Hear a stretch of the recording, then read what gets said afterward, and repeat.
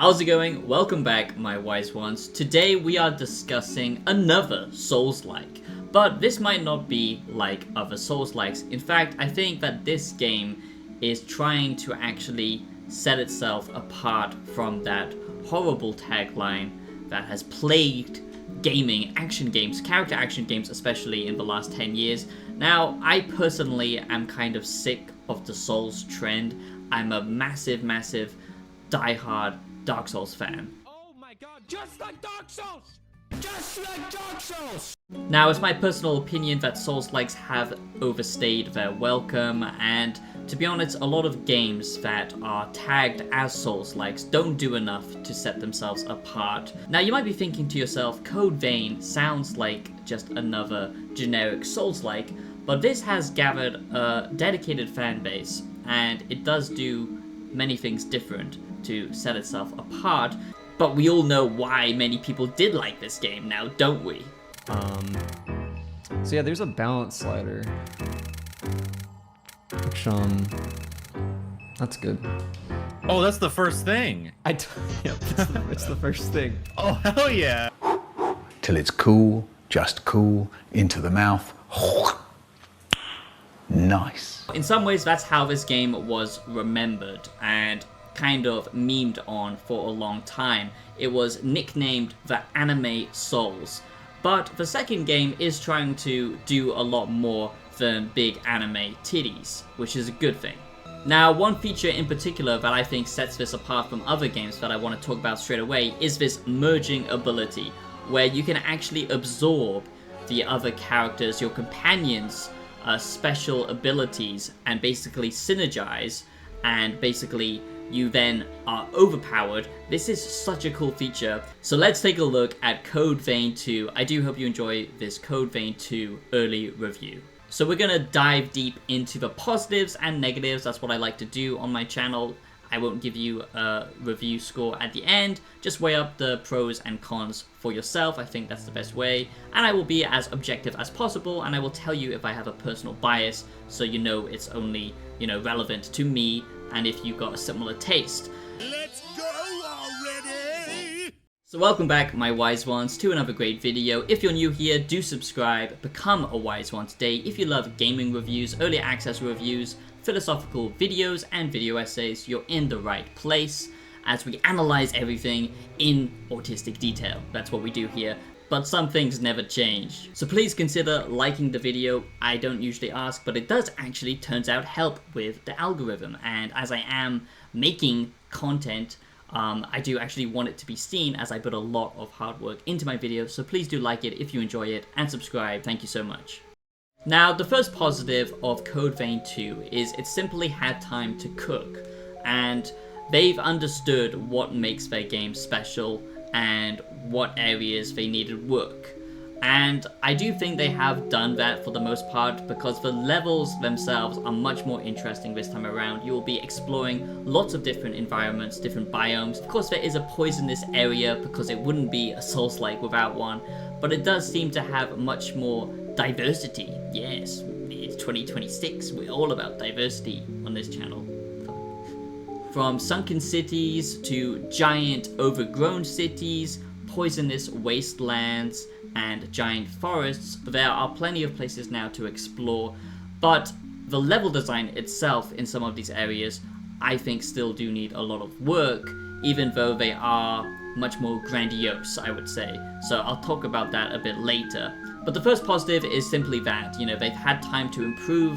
They're focusing, doubling down on the storytelling this time around, with more interesting characters, more companions to choose and talk with, and basically an overall plot that seems to be much more interesting, as it involves time traveling, going back to, meet and team up with other characters to help stop this calamity. So it is quite an interesting story. And obviously it's going to depend on how well you connect with these characters, some of them being quite one-dimensional and classic, anime trope of, just like slowly opening up to you over time. When you compare this storytelling to something like Baldur's Gate 3, okay, obviously it's not on the same level, let's just be real here, but it is still good enough, and some of the writing is very good. It just depends on the character you're talking about. It's this way. Are you ready? Not a lot of room to dodge. You got something? This way should lead to the old Glad city. things didn't as go usual. sideways. Trouble everywhere. I won't take long. Generate. Let's consider heading back. Is that the parking garage? Is that the parking garage? Is that the parking garage? It is kind of going that character action route similar to the first Berserker Kazan in some areas where it's much more action focused instead of the classic, original Souls-like experience where it was much more about, perfectly timing, watching the characters slowly do their attack, and then you gain an opening and you follow up with that attack, dodge, parry, all of that kind of stuff. But with your abilities and the speed in which you move makes it feel much more character action based. And it does seem to be taking itself a little bit more seriously this time around, less goofy in some areas, and like I said, it is focusing much more on those bonds with the characters that actually feed into the gameplay as well. And this can give you certain buffs like higher resistance, higher damage, higher defense, stuff like that. But in order to do this, your bond with that character actually needs to be high, so you do actually need to take the time. But your bond does actually need to be high. You can't just, expect to gain all the benefits without putting any of the work in, getting to know these characters, all that kind of stuff. So I like that kind of almost Persona style RPG gameplay in a Souls-like. That's something that's quite different, and I feel like they did a much better job this time around with that. The next positive is just the character creator this time around. Customization has seen a massive improvement. I think that's basically the thing that they focused on the most, and it's kind of sad that this game isn't getting more attention. I know the core fans do exist, and I do understand why, because personally, this doesn't appeal to me as something like the first Berserker or Lies of P or something like that. That's just my own personal taste. But for people who are a fan of the more JRPG and especially anime aesthetic, I think Code Vein 2 has certainly improved compared to the original game, which was very janky in places. Everything can now be customized down to your character's attire, to cosmetics, to, actually sculpting them, and making them unique, which I really like. But it doesn't just end there, it actually feeds into the gameplay as well, with so many choice and variation in how you actually want to spec your character. It also has third-person shooting, similar to Remnant of the Ashes, but a little bit more, fixed and janky compared to that game. It does still offer ranged gameplay, and you can actually spec into that completely with a bow and arrow or with just a gun of your choice, which I think is pretty cool. It does have some pretty flashy moves as well. Of course, there is a stagger system which opens up, for greater attacks and offers this super cool, animations and finishers that I really like, and that make it feel much more character action. And of course, then you have your jails, and your character always, can swap this out. So this is pretty awesome. It's very different to the ones you got in the first game. Now you have a lot more variation. You can basically be like a giant scorpion and summon this kind of giant spike to do massive amounts of damage with bosses or just standard enemies. And then, you can do massive AoE attacks as well. It depends on what you want to use and the playstyle that you're aiming for. Wow. Now, instead of weapon arts, okay, you have these abilities, and you can have 4 of them equipped at any given time.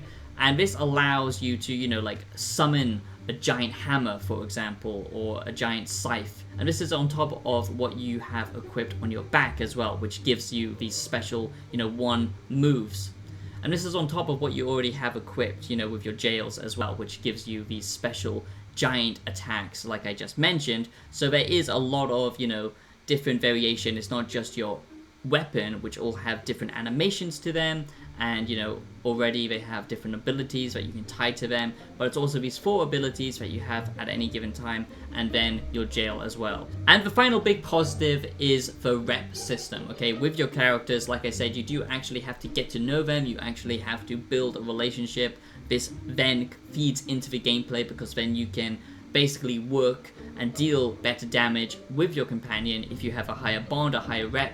And how you get that is just simply by getting to know them and, traveling with them, fighting with them. But still, you can't expect to build a good rep with absolutely everyone, so there is some, trade-offs, which I do like, because it adds to the, role-playing of this game. Another big positive of this game is, I would say, unlike many Souls-likes, where you can, feel like a boss in one area, and then you actually meet a boss, and then the next area you get absolutely destroyed in,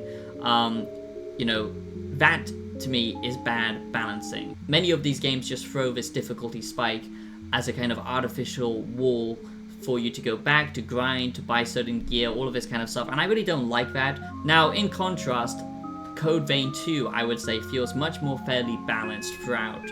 Now, I have only actually played the early parts of this game, the early access stuff, and pretty much only from what I managed to see at the Tokyo Game Show when I went as press. Do check out my vlog if you are interested, it is on my channel, but I haven't seen obviously the full experience, but so far it feels much more just fair, and when you do fight a boss, it doesn't then magically spike in difficulty, which I do like. It's not casual, but it is, like I said, much more character action. So for people who are afraid of, you know, the difficulty of Dark Souls and stuff like that, you don't have to worry too much because it's difficult, but it's balanced. You're goddamn right. So those are the positives that I've seen so far from Code Vein 2, from what I've actually seen at Tokyo Game Show and all that kind of stuff, and the hands-on early access gameplay that is out. That is basically the full extent to what makes this game good. But now onto the negatives, and I do admit some of them are a bias of my own, so I will preface that. So first, let's start off with one that is biased, and that is the art style. Now, the art style of this game at times can look very good, especially in the outside level open areas, kind of hub-based zones that you get to explore, like I showed off earlier, the Sunken City, and you know, these kind of big wastelands that you get to go across. But the problem is the art style and level design in the interiors of these environments almost make it feel like an unfinished game, or just very, very low quality. And what I mean by that is the amount of assets that are in these interiors make it feel just not realistic, not like this is a lived-in world. It just looks very washed out and quite boring architecturally to explore, and this also is a problem with some of these bigger areas as well, but it's most noticeable in the interiors, and you will still be fighting to figure out where you need to go. Just like the first game, the map and layout of these environments compared to something like the classic original Dark Souls, where it has levels that feed back and it's all interconnected and it's so well thought out. This is a bit more of a jumbled mess, and sadly that hasn't really changed from the first game. It is improved, I would say, but it is still there. My disappointment is immeasurable, and my day is ruined. I'm just not that interested in the art style in general, to be honest, and that's not because I hate the anime aesthetic. Obviously, you know, it can be done well, but just look at the first Berserker Kazan, for example. But this one just seems a little bit more simplified. All of the enemies seem to be very just generic and not that interesting to look at. I mean, I'm showing you some of the interior environments, and as you can see, a lot of it just is very boring to look at. It kind of reminds me of, you know, just an older game, you know, something that we would have seen back in the PS3 era. And that doesn't mean that the gameplay's bad, it just means it's not very interesting to explore. It doesn't need to be graphically beautiful, I don't care about graphics, but when the art style doesn't grab me, that does make me less interested. That's just me. The next negative, I would say this is a bit of a biased opinion, but also just, I think, fair in some areas, because the bosses in this game are quite good, but they do follow the same generic stuff that we've been seeing a lot in recent Souls-likes, where, oh, it's a fake out, you know, you get a second boss on top of the first boss, or, you know, the boss enters a stage 2. Now, I'm not completely against gimmick bosses and stuff like that when they're done right, but a lot of these bosses just aren't as interesting compared to, you know, some boss battles that we've had in recent times, like Black Myth Wukong and stuff like that, where the bosses themselves are a little bit generic. They follow, you know, an attack pattern that you can easily master, but then the second wave is just batshit insane. And of course, you know, you can get through that. You have to learn the attacks, you have to buff your character up more, level up in smart ways, use the correct abilities and all this kind of stuff. But I just wish that the bosses were a little bit more interesting. They played with the environment more. They did something that just introduces new mechanics instead of it's the same thing over and over again. Now, I might be a little bit old school in my thinking, but when I think of good boss design, I think of the original Souls games, especially, you know, bosses like the Capra Demon, where basically it actually, you know, requires you to think. It gives you a fake out moment or something like that where, you know, you've got this high ground advantage. It's a very small detail, but it adds a lot to how you actually fight the boss. Now, some might say that's gimmicky, and Dark Souls had tons of these different bosses where you actually had to utilize the environment to your advantage in bosses. And you just don't see that much anymore. Now it's kind of following all the same stereotype of Elden Ring, where basically you get the first stage, it's super easy, you just watch their attacks and you find an opening, you spam your abilities, but then the second phase comes and then it's just spammy, and it's very fast, and it's just boring after a while. And I missed these kind of old school boss design philosophy where you actually had to utilize the environment. To me, that's what makes a good boss.